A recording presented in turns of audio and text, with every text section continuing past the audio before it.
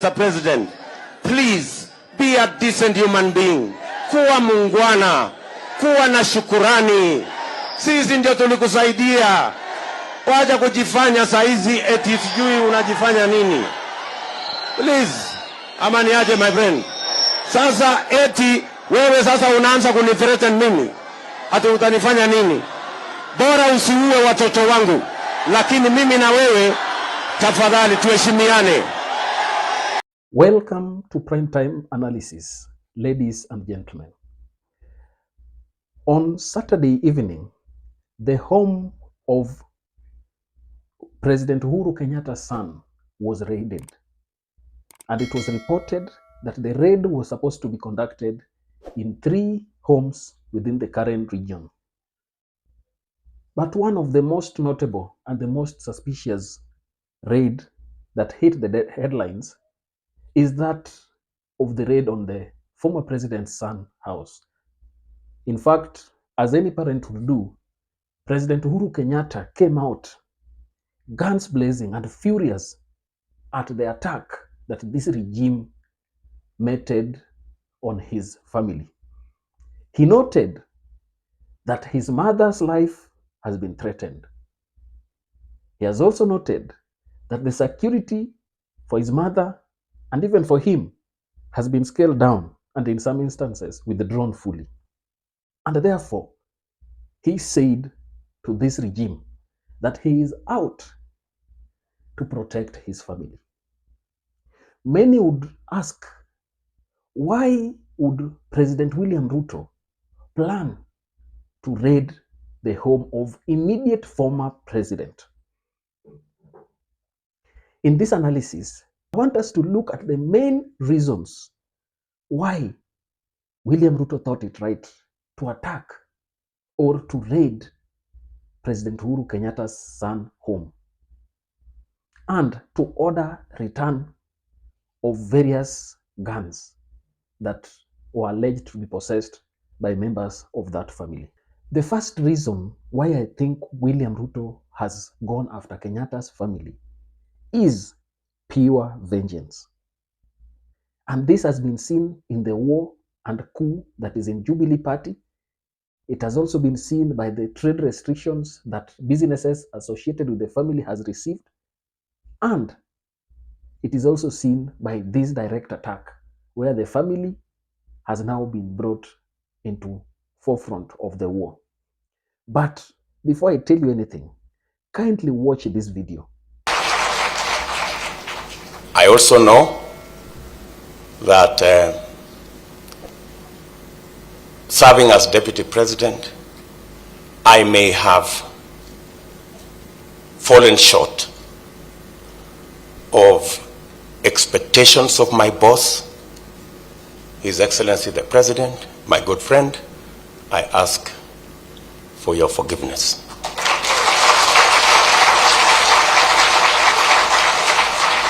I know also in this journey, many people have hurt me.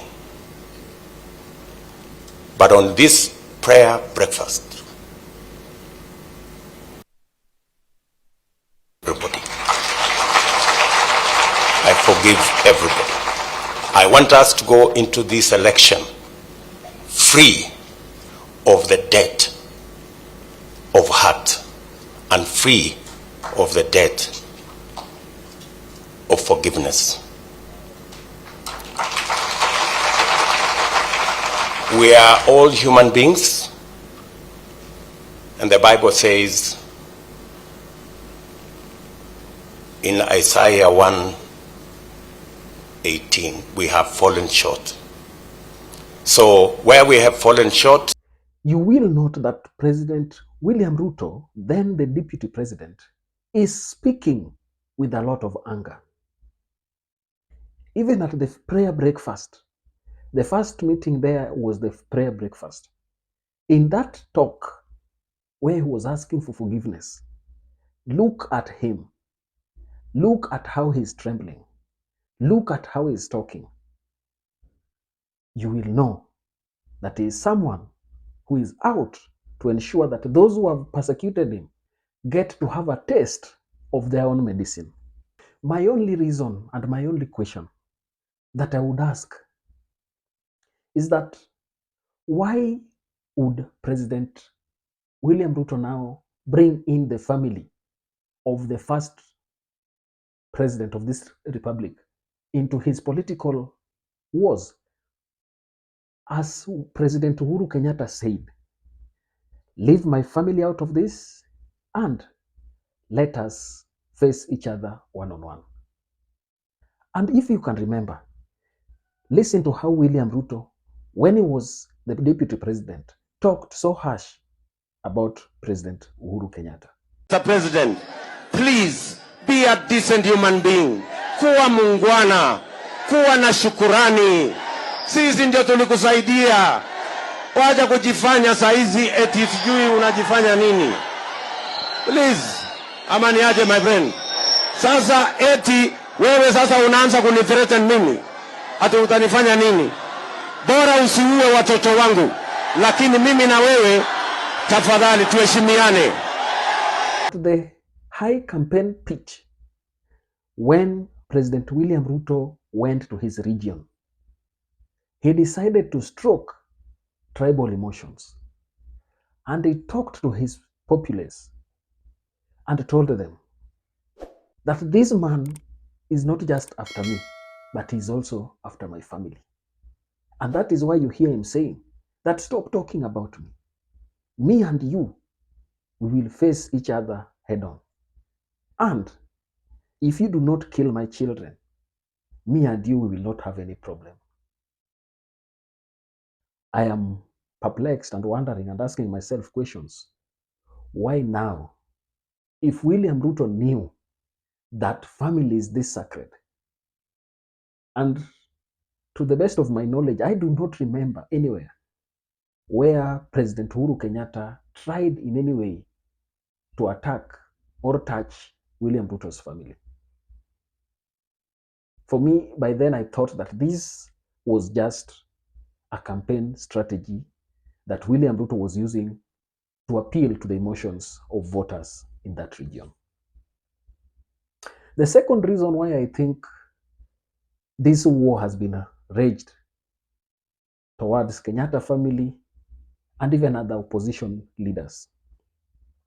This government is in panic mode.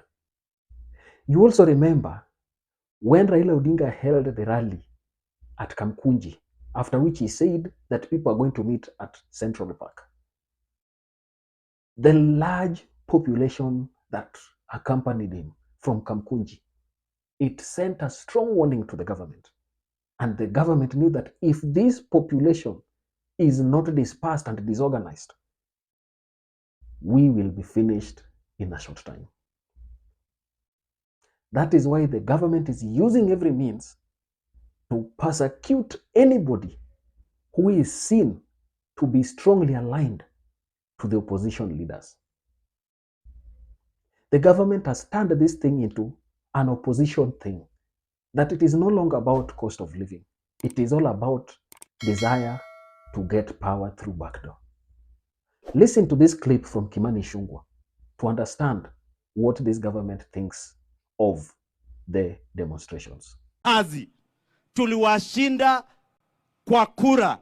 Sasa wameona ile kitu rahisi wanaweza fanya ni kujifanya ni maandamano, lakini ni mapinduzi ya serikali wanapanga. Na mimi nataka niseme ukweli vile ulivyo. Niseme nisiseme? Juge? Juge? Mimi nataka niwaambie, mnakumbuka 1982 August tarehe 1 ndio Raila Odinga na wengine walijaribu kupindua serikali ya Nyayo. Hiyo mipango ndio Raila Odinga na Uhuru Kenyatta wamepanga safari hii. Watumie maandamano ati kwa anniversary ya August mosi watapindua serikali ya William Ruto. Tunawatangazia kutoka Kinamba, hii serikali sio ya William Ruto, hii serikali ni yetu. Kimani Ichung'wah alleges that the demonstrations are a way through which the government wants, through which the opposition wants to achieve a specific objective, and that this objective is to overthrow the government by 2nd of August this year. I do not know whether this is a political narrative, but it is not only Kimani Ichung'wah who has spoken about this. I also heard in one TV station, Citizen, when Nelson Koech was also confirming that there are plans to overthrow this government, and therefore they must do anything and everything to protect the sanctity of their government. So I believe in their minds, they are fighting with that thought of someone wanting to overthrow this government. And I think the desire to collect 10 million signatures also threw Kenya Kwanza regime in confusion, because they are wondering, at the end of the day, what are these 10 million signatures going to do?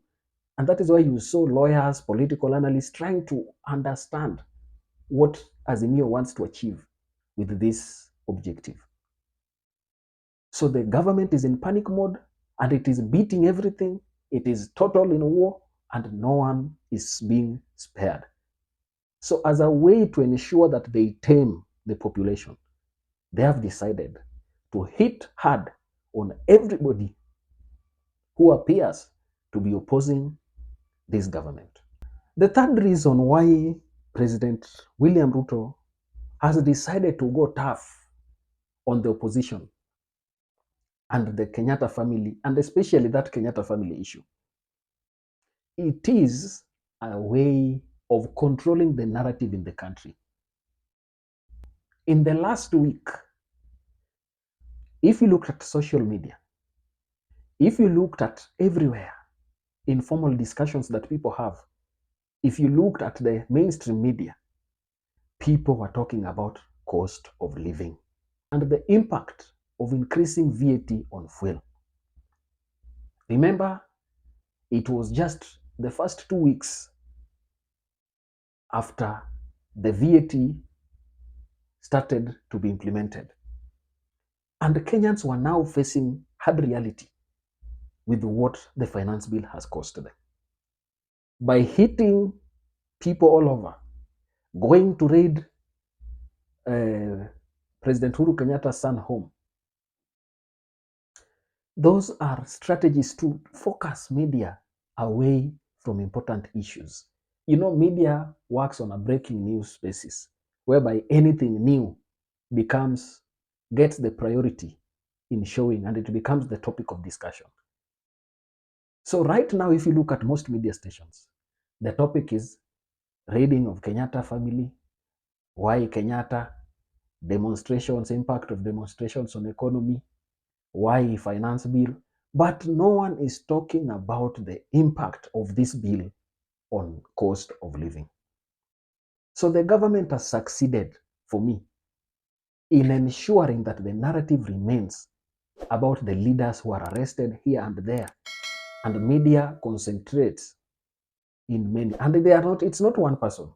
They are arresting many so that you will have a lot of news items coming fast. Those will be ahead of important issues such as cost of living. And therefore, this is a strategy that the government is trying to deploy. The fourth reason why I think the government is going hard on both opposition leaders and the Kenyatta family, I think there is a serious message being sent to Raila Odinga. If you look at how they planned themselves on Wednesday, abducting Maurice Ogeta, Raila's bodyguard, arresting different leaders here and there, going to Kisumu and beating people up here and there, and hitting people all over, there was a message being sent to Raila Odinga. They have gone hard on him. They arrested even his spokesperson. They then went to President Uhuru Kenyatta. If you look at the Azimio hierarchy, people with clout that can attract following, huge following, are only President Uhuru Kenyatta and Raila Amolo Odinga. They have gone to them directly. And Raila Odinga, they have not gone to them. And Raila Odinga remains with the message here that he could be the next person being targeted. Because if they have gone and abducted and held his bodyguard for almost 3 days incommunicado without proffering any charges against him, what does that tell you? Arresting Babu Owino, close allies, and Anthony Oluoch, and then charging them with flimsy charges like subversive activities. That tells you the direction that this government is headed. I believe this is a message to Raila Odinga, and it is telling him, surrender or else. For me, that is why I believe the government is trying to hit hard on the opposition and their leaders. I don't know what you think about it. Get communicating down in the comment section, and let's continue subscribing and liking this video. Thank you, and may God bless you.